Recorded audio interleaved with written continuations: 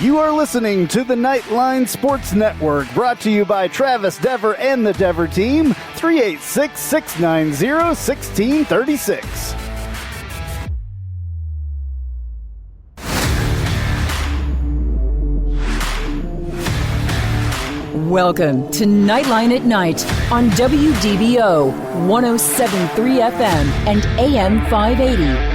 Night Nation's only call-in show goes live now. Alrighty, hello Night Nation and hello Orlando. My name's Andrew Phegley and this is Knightline at Night. We are live from the Dever Team Studios, brought to you by Chad Bar Law, raising the bar on what to expect from your personal injury attorney. You can give Chad a call, 407-599-9036 for a free consultation, or visit chadbarlaw.com. You can also call Travis Dever for all your New Smyrna Beach real estate needs, 386-690-1636. And you can also call us at 844-580-WDBO, 844-580-9326, and you can talk to us. Or you can use the open mic feature on the WDBO app. I am AP_Knightline on Twitter, or UCF_Knightline, both of them. I got Big Ben Stout here with me at Big Social 32 on Twitter, and Roger Phipps at Night Bengal from the Santa Rosa Beach studios. And you can find the rest of our content on nightlinesports.com. What we are here to talk about is UCF sports. And we are going to talk about football, we're going to talk about basketball, and that's pretty much what's going on right now. I also want to mention that Sam, Take a Left at Albuquerque, is in the studio, and we're glad to have him as well, and you can hear him on the Knightline Sports Network as well.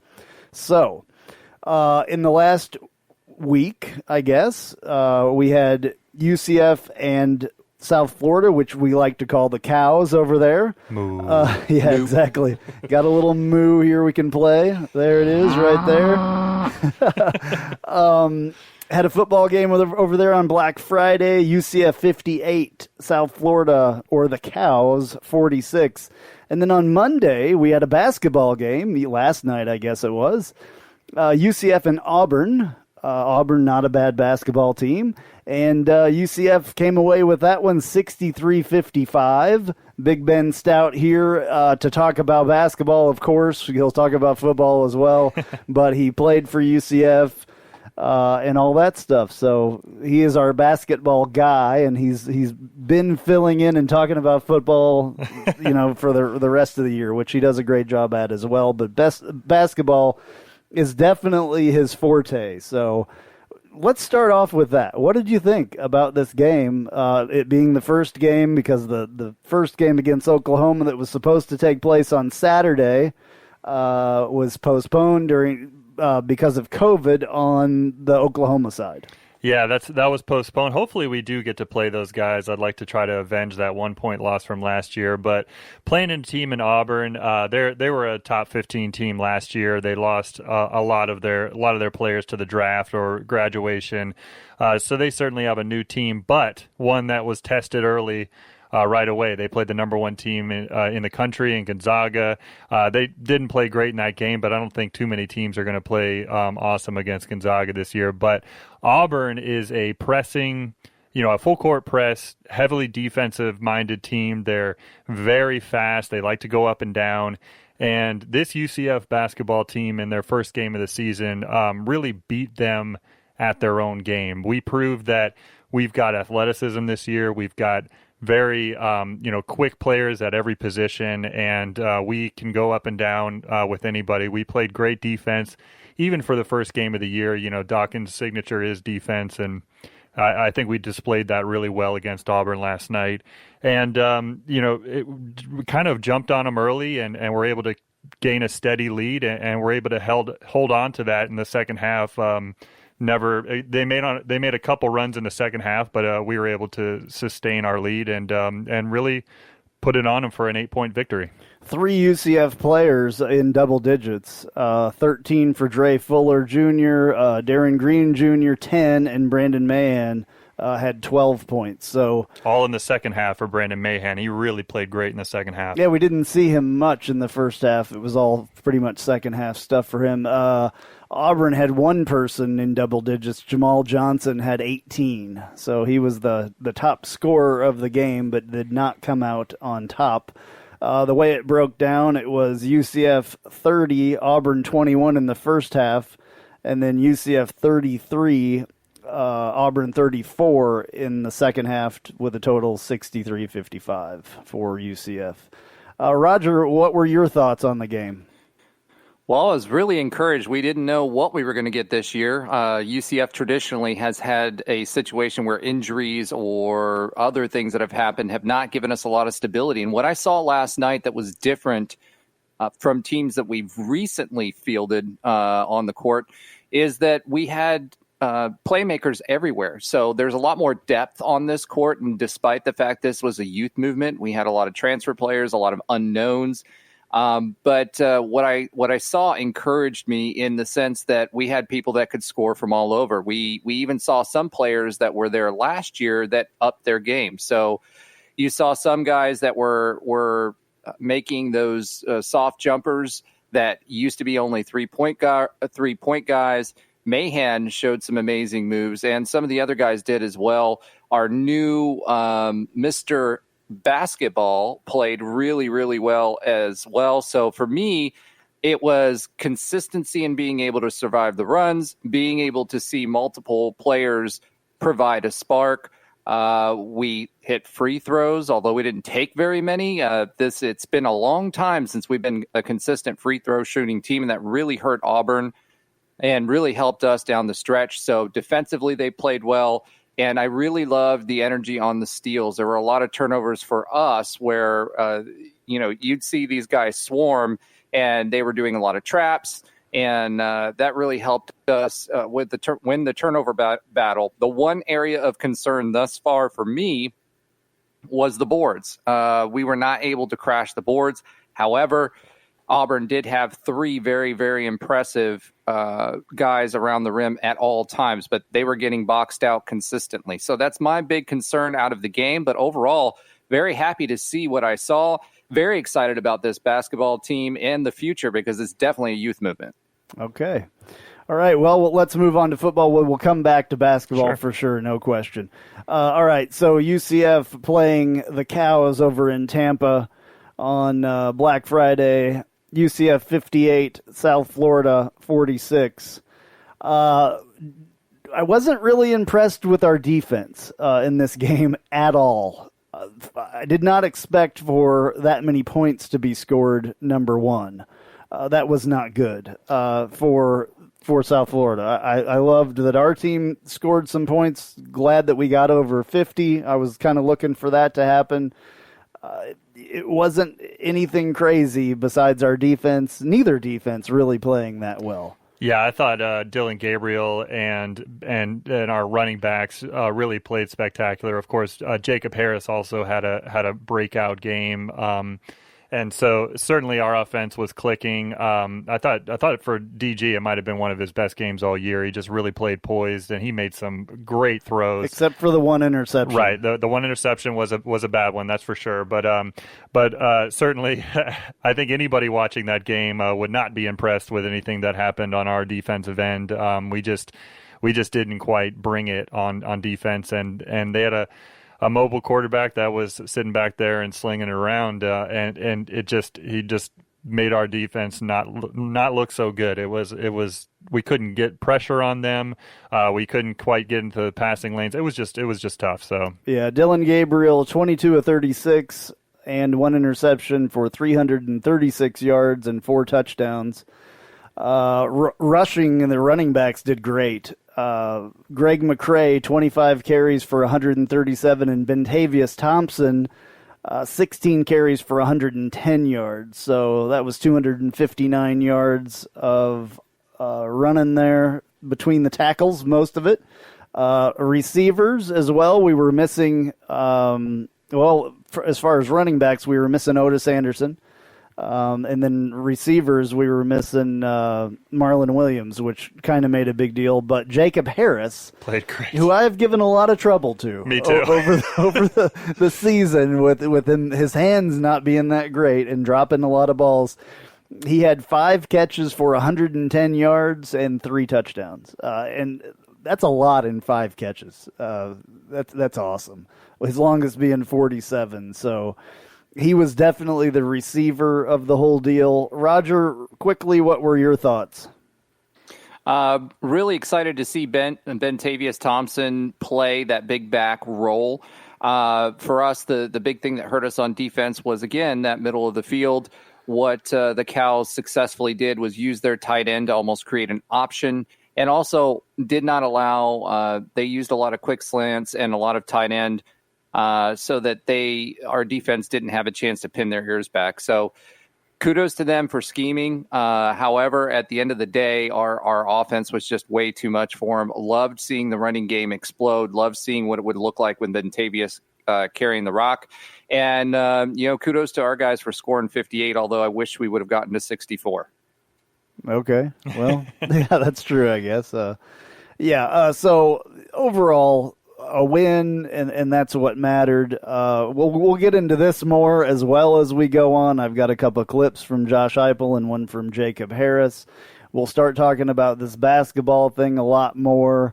And we'll take your calls as well. 844-580-WDBO, 844-580-9326. You can give us a call and talk to us about either one of these games. Tell us what you think, because we would love to hear what you think about this game.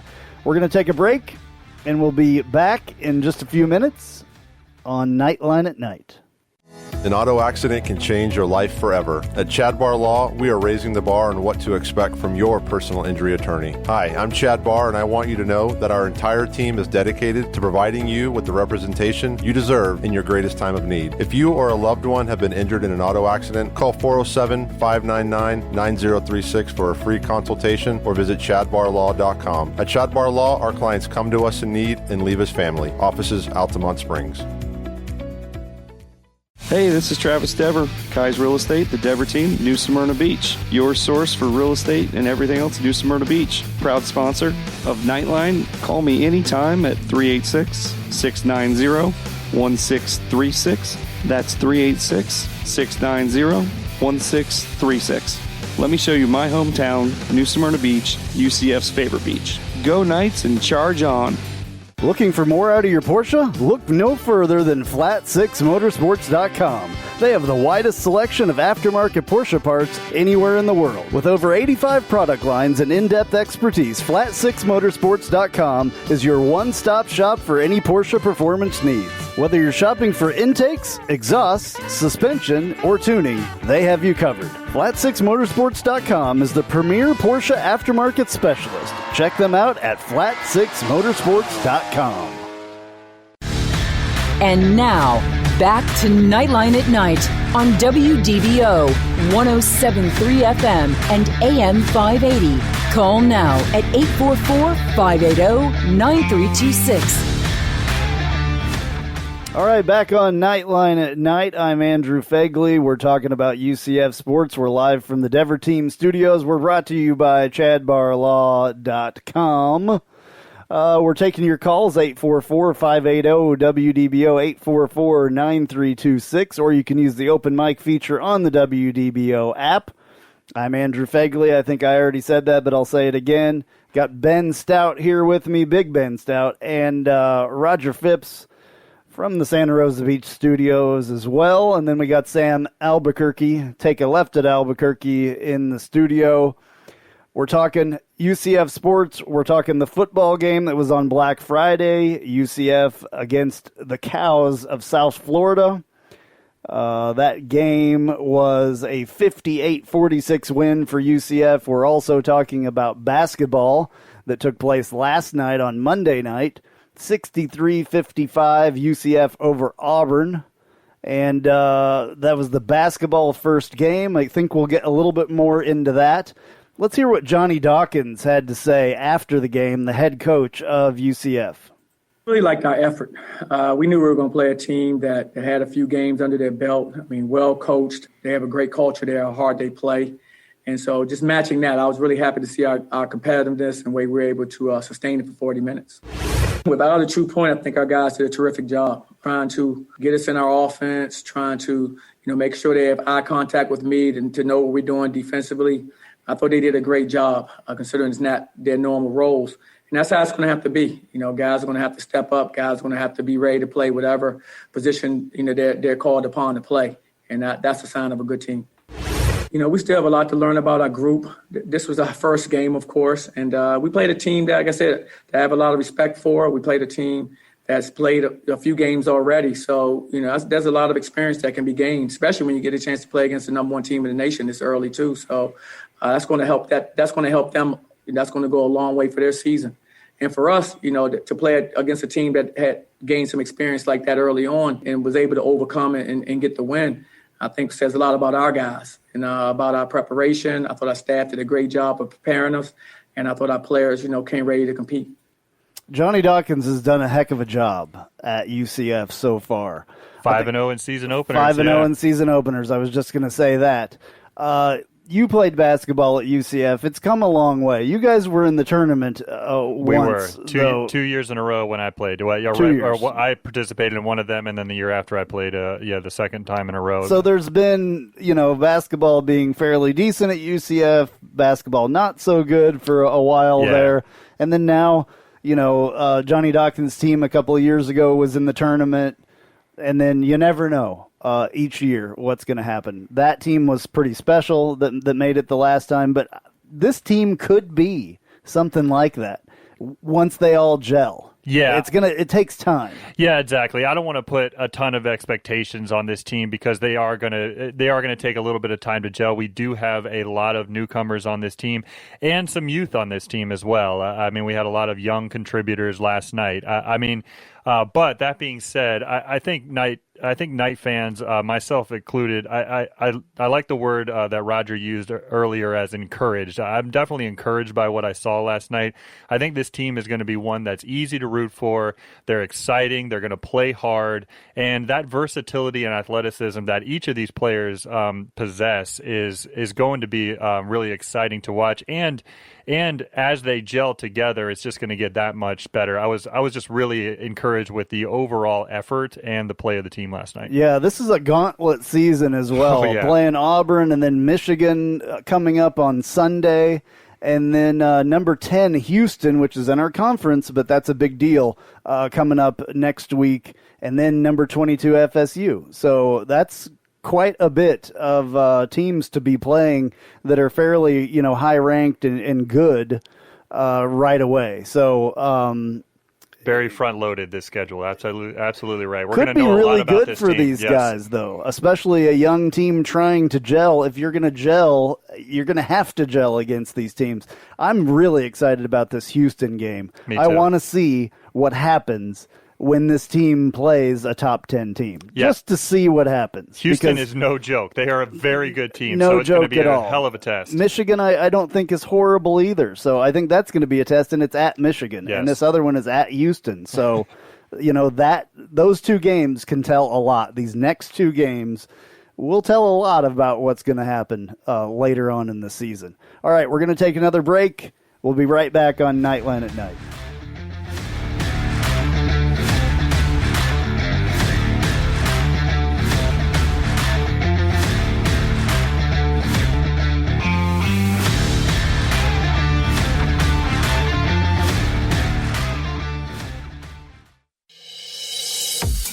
I'm Jeff Allen. Join me each and every week on the Knightline Sports Network for the AAC Report. We bring you in-depth coverage of each school in football, basketball, baseball, softball, soccer, golf, tennis, and more, as well as bring you insider interviews and focus in on the biggest games and news of the week. That's all right here each week on the AAC Report, only on the Knightline Sports Network.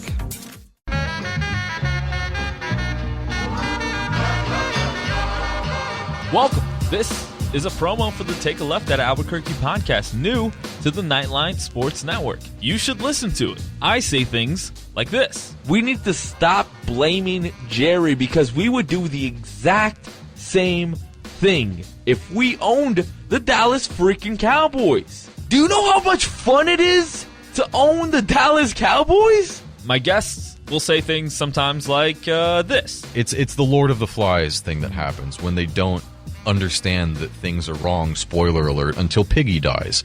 Lord of the Flies has been out for like 100 years. I don't even know. Sorry to everyone at home who I spoiled the book for. A book's been out for like 90 years or something. And sometimes, rarely though, I'll say really stupid things like this. If they don't make it out of the West and the Raptors get to the finals, I will go on either this show or whoever's show and say that Kawhi Leonard is overrated because I have too much evidence of it. New episodes drop every Friday with me and some of my good friends right here on the Knightline Sports Network.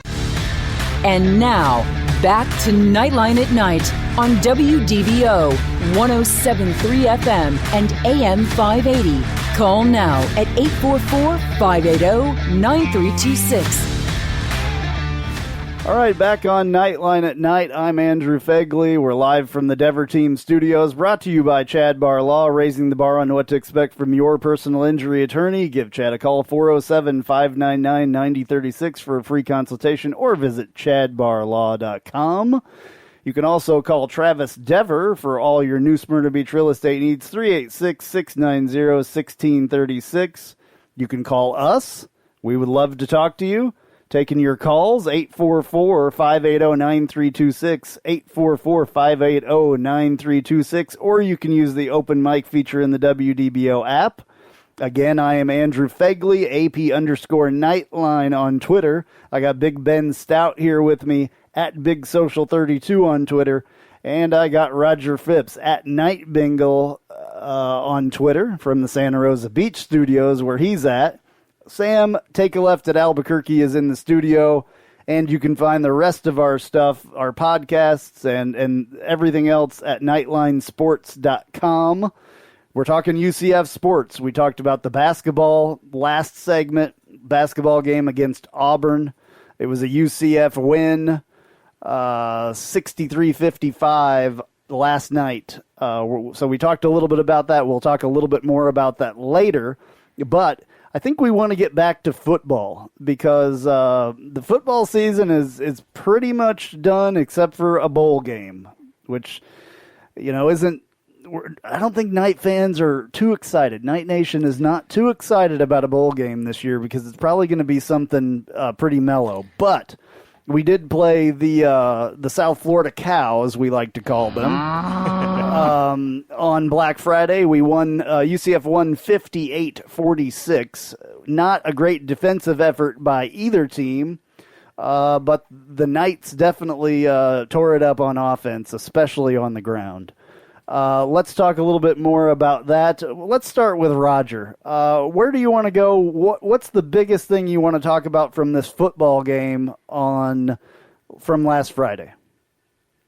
Well, I mean, for me, it's really a tale of two parts of the team, right? So the offense looked really great. Dylan Gabriel, it kind of was it was really a representation of his entire season. I mean, the man threw for over 7,000 yards, 30 touchdowns, and four interceptions, which is good for second in the nation in TD to interception ratio. So very excited about that. Defensively, the big thing there and what we were missing was, again, we didn't contain the edges. Our defense, we have a lot of youth in the cornerback position, and that was a little bit exposed. Now, granted, the Cows receivers actually did a pretty good job with contested catches, so that not all of that's on them, but you could definitely tell they were learning. And when that happens, it opens up the middle of the field because those cornerbacks have to make some decisions. So what USF did successfully is they used the zone running scheme for their quarterback and their tight end. And, the concern for me was our middle linebacker, Eric Gilliard, had some challenges with that again. So it's been the way they used what other teams have used successfully, which is if our ends cannot contain and maintain containment of the quarterback, it makes it really tough. We saw our guys use a little bit of motion with the running back to basically go to an empty set to take some guys out of the box. So there were a few wrinkles in there. You've seen Josh Heupel do that over every 2 games or so. He throws a new wrinkle in there, so that was exciting to watch. And as far as the bowl game is concerned, I'm not sure. I'm not sure if they're going to want to maintain the bubble for that long, but I do think we would benefit from having the bowl game. So that being said, all in all, we evened the series with the Cows, which I'm excited about. The offense played pretty well. The defense, obviously, we knew we had some holes, and hoping for a bowl game. Yeah, we'll get to talking about the bowl game here in just a little while. Let's hear real quick what Josh Heupel had to say after the game. Guys were excited. We talked about it earlier in the week. This is a trophy game, in-state rival, kind of throw records out the window. And I thought our guys played hard, didn't always play smart here tonight, but found a way to be on the right side of the scoreboard and just kept competing. And, defensively had a bunch of injuries, before the game, during the game, next man up mentality, and find a way on offense to create enough big plays to be on the right side of it.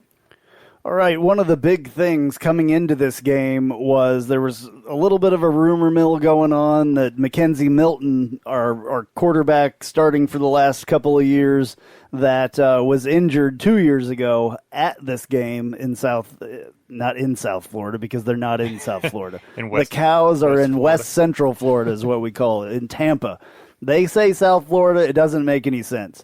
So anyway, we call them, West Central Community College? That's right. Is what we call them over there. And then obviously the Cows.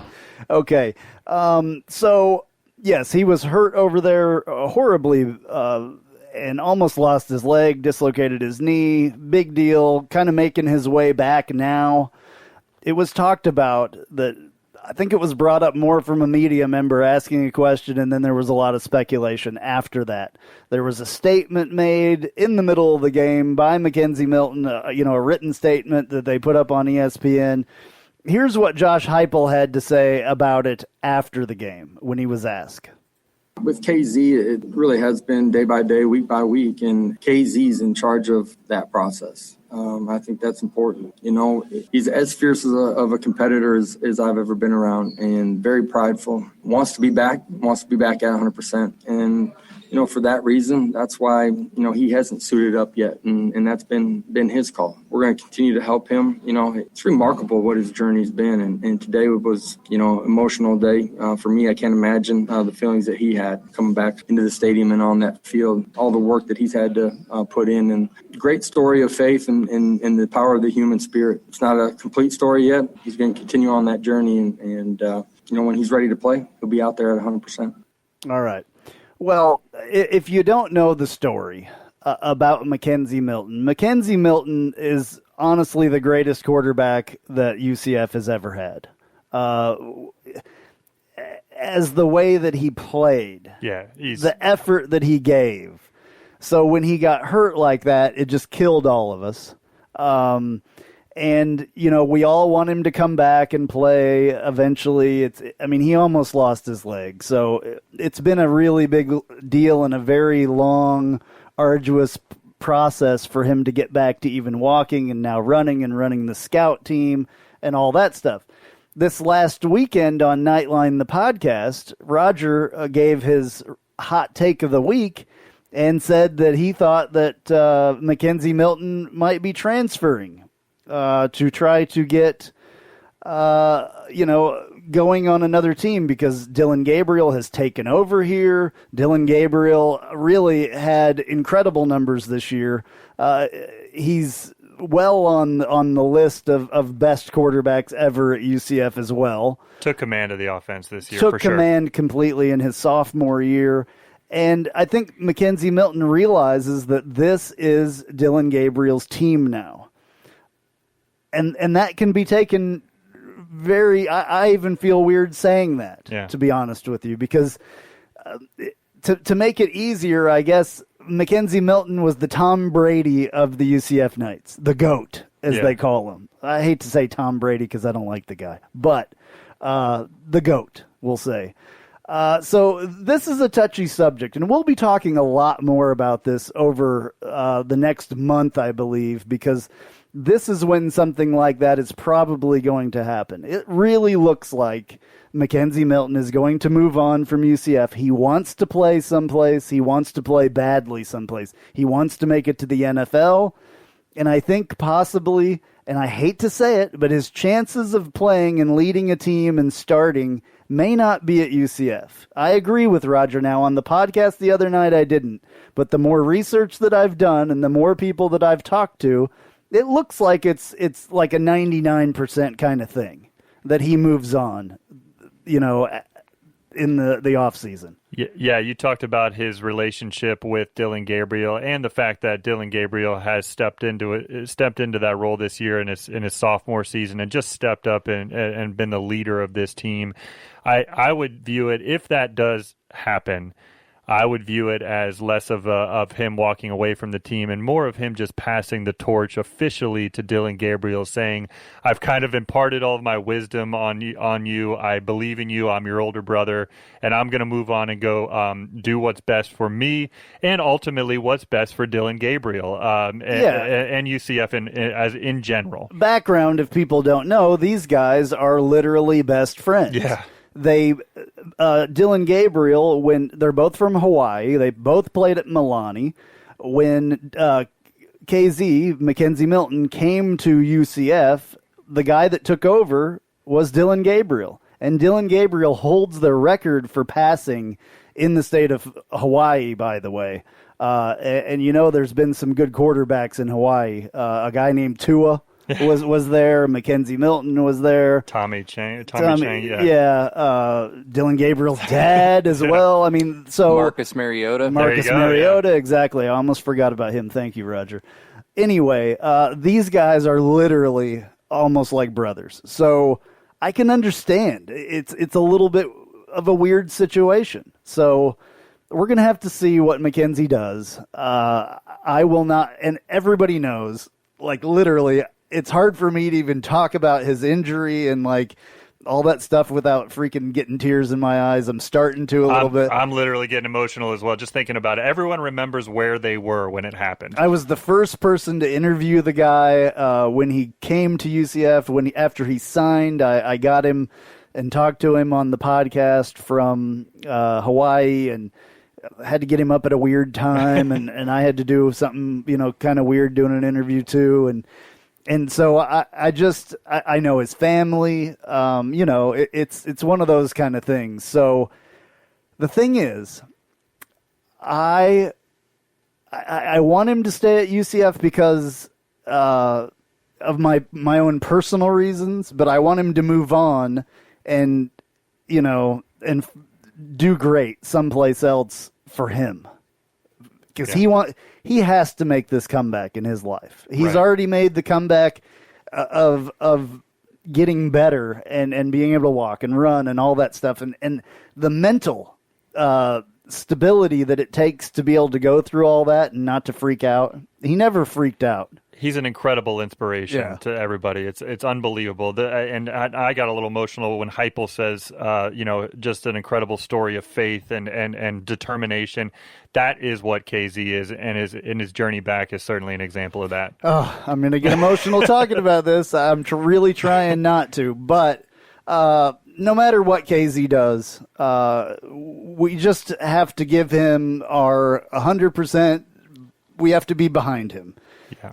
And know that it's best for him no matter who he plays for. I hope that it's not a team in the American. I don't think it's going to be, but I hope that it's not, because I would not want to play him against him. That would be weird. It would be very weird, and it probably wouldn't turn out very good, because he's a great quarterback. So, yeah, this is going to be something, like I said, that we're going to talk about many times on this show, and it might get emotional when we know what's going on, and it may not. You never know, but it's a big deal to all of us, so we will talk about it a lot more.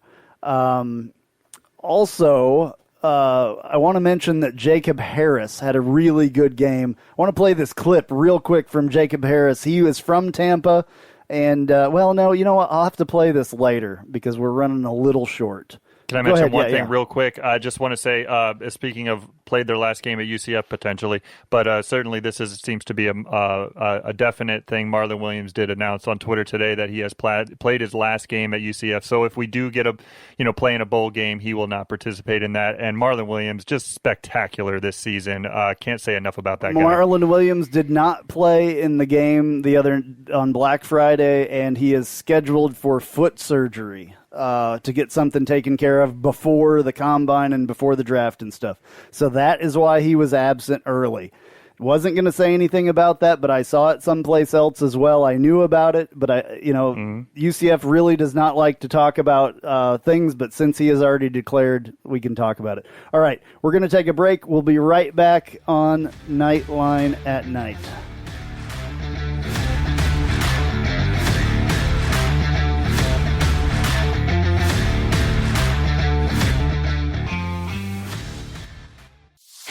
Hey, Jeep Wrangler owners, have you ever sat in your office at work and watched the rain just pour into your Jeep because the weatherman said that there was a 0 chance of rain? Or you put your doors back on because there was a 100% chance and then not a drop of rain fell? Well, there's a company out there that can help take the worry away and give you the peace of mind to be without your doors. The company's called Life Without Doors. They make waterproof rain curtains and dash covers for Wranglers. Life Without Doors is there to help make the decision to leave the doors at home an easy one. Find out more at lifewithoutdoors.com.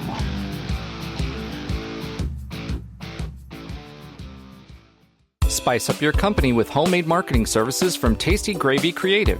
Tasty Gravy serves up a menu of budget-friendly marketing, graphic design, and public relations services customized to your specific goals. Co-owned by a UCF graduate, Tasty Gravy can help refresh your brand, strengthen your online presence, or reinforce your company's message. Contact Tasty Gravy for help with your website, social media, marketing, advertising materials, and more. Visit tastygravy.com. And now, back to Knightline at Night on WDBO 107.3 FM and AM 580. Call now at 844-580-9326. All right, back on Knightline at Night. I'm Andrew Phegley. We're talking about UCF sports. We're live from the Dever Team Studios, and we're brought to you by Chad Bar Law. We got our good friend Andrew from Oviedo on the telephone. Andrew, my friend, what's going on? We haven't talked to you in a week. I know, it's been forever. How you doing? Well, I'm basically defrosting right now because they decided to the 2 weeks of winter that Florida tends to participate in is freezing all my new plants, so I had to go and put all the stuff out there. So I have new pepper plants, and I had to put a plastic trash bag over them, hoping that would be the thing because I couldn't carry the thing in. I have this thing that holds water underneath the soil. It's got a little, and couldn't do it. So got a operation going on out there. But what's on your mind tonight? Well, it's since we're done with the regular season, which I'm definitely glad we were able to not have a single game canceled or postponed because of the pandemic. So I'm very grateful for that. But kind of a season in review. I know we still are probably going to have one game left, but I was kind of thinking of doing a season review, what you guys think in terms of what player or position has overperformed and what has not. Now, I know we don't like to call out certain players, so that's why I give you the option of a position group versus individual, but I was kind of curious on what players you think shined and what ones have yet to be desired. Well, during the break, I knew what your question was, and during the break, we all picked one. Yeah. We picked one player to talk about. Let's start with Ben here real quick. Your player that overachieved or underachieved? I'm going to go with the positive side since I'm going to call a single player out. I really think that in his sophomore season, Tatum Bethune really stepped up at the linebacker position. He was really he seemed to be, of the linebacker group, one that really stood out and played great. He was all over the field. He always seemed to be getting the big tackle at the right time.